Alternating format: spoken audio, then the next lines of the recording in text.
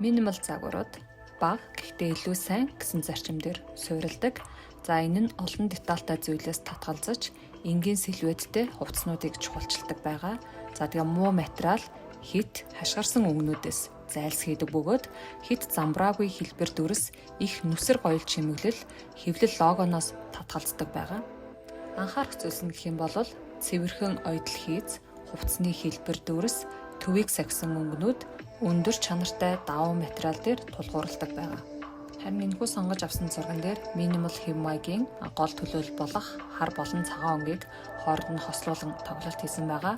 За тэгээ минимал байлаа гэд заавал уйтгартай байх албагүй. Маш олон төрлөөр эвдэж өөрийн арга барил хэв маягаар өмсөж болох бөгөөд гол агуулга нь урт хугацааны тэнцвэртэй хувцлалтыг бий болгох нь зорилго байдаг.